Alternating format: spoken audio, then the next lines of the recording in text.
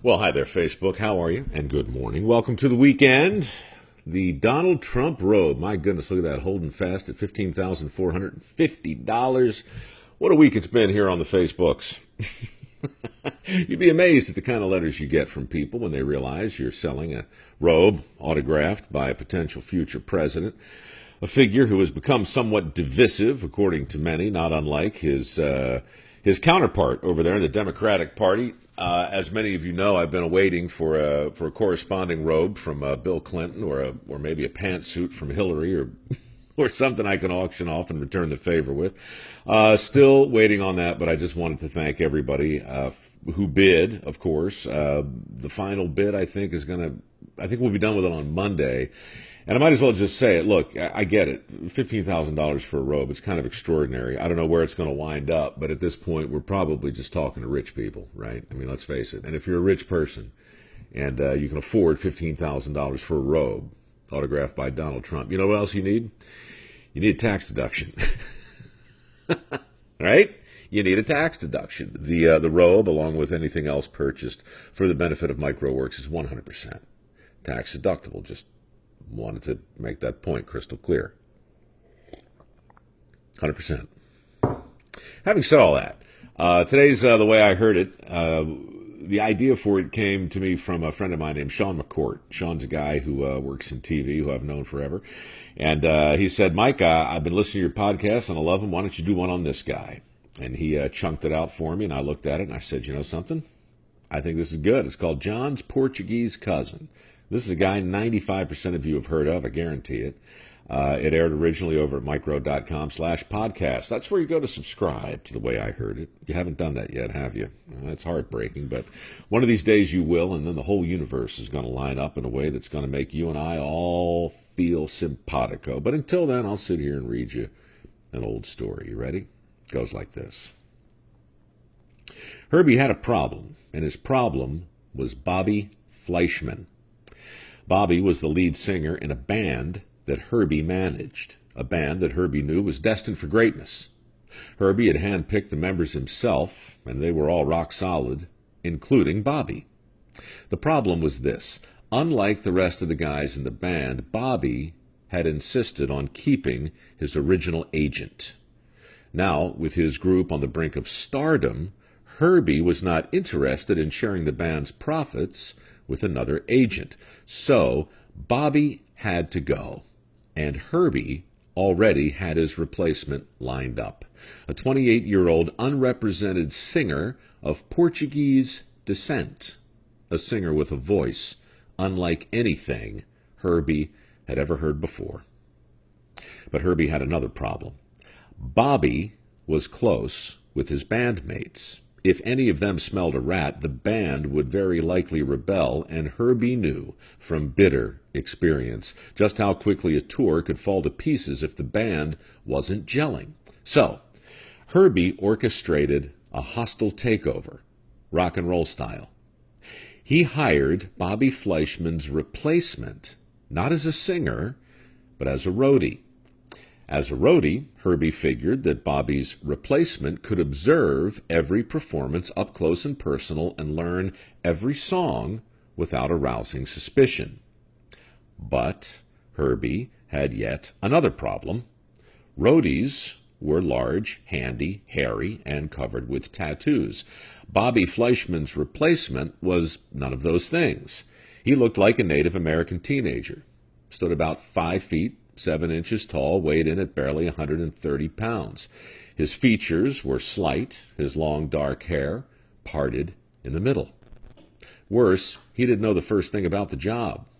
So Herbie approached John Villanueva, the head roadie for the band, who also happened to be Portuguese. Together, they concocted a story that explained the presence of a roadie who couldn't run cable or manage electric or handle the simplest kind of rigging.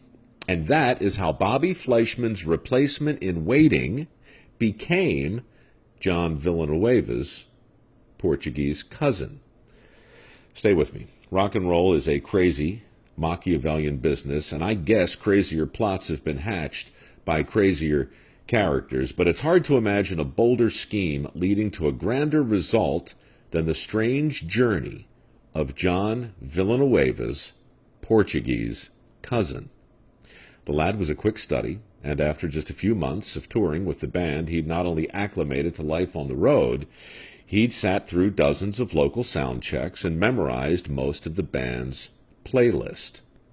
But Herbie still wondered if he'd be ready when the chance finally came. Well, Herbie got his answer at Laguna Beach in the summer of 1977. The band was on stage testing the sound system. As they prepared to rehearse the opening number, Herbie told Bobby Fleischman that a reporter was waiting to talk to him on the telephone downstairs. When Bobby was safely out of earshot, Herbie summoned John's Portuguese cousin up to the stage. "Hey, kid. Yeah, you with the feathered hair. Come on up here for a second. We need somebody to check out the main microphone." The band paid no attention to the good-natured guy they'd all come to know over the last few months. John's Portuguese cousin walked on stage, touched the golden eighth note he always wore around his neck, and stood tentatively behind the microphone. The band kicked into the opening number, and when the moment came, John's Portuguese cousin let it all hang out. Even in the empty arena, the response was extraordinary. The cleaning crew came out to listen. The concession workers joined them. The band, of course, was flabbergasted, but the roadies were probably more stunned than anybody. The skinny little stagehand had a voice like an angel, an upper register with no top, a tone so clear and pure it gave Herbie goosebumps on top of goosebumps. By the time the song was done, there was no question about it. Herbie fired Bobby Fleischman, and the band didn't bat an eye. John's Portuguese cousin signed with Herbie and quickly became the lead singer for a group that would forever change the experience of arena-style rock and roll. For the next 10 years, Herbie got rich, while the fake roadie, who went on to replace Bobby Fleischman, went on to become so famous that John Bon Jovi referred to him simply as the Voice. Meanwhile, John Villanueva, the real roadie, who pretended to be the imaginary Portuguese cousin of a singer that nobody really knew, he went on to give Herbie's legendary band its now legendary name, Journey.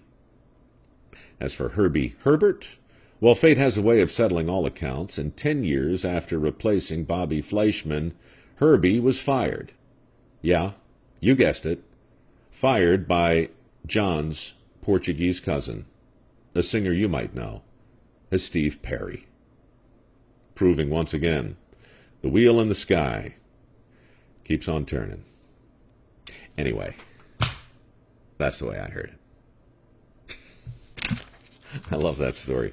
I hope you liked it. If you didn't hear it the first time, I bet it was even more enjoyable. If you did hear it the first time, that meant you've already subscribed to The Way I Heard It with Mike Rowe over at mikerowe.com/podcast. So thanks for doing that. If you haven't, I suspect you're racked with guilt. Guilt that can be easily remedied by going over to mikerowe.com/podcast and registering or signing up, or what do they call it? Subscribing, that's what it is. Subscribe. It's a press of a button. And to circle back to the very beginning, if you have something in excess of $15,000 burning a hole in your pocket and you're dying to purchase a one-of-a-kind collectible item, might I suggest the autographed bathrobe from Donald Trump? 100% of the proceeds go to the MicroWorks Foundation, which simply means 100% of whatever it is you pay, you can deduct from your taxes. That sounded like a commercial, didn't it? Well, that's because it was. Have a great weekend. Adios.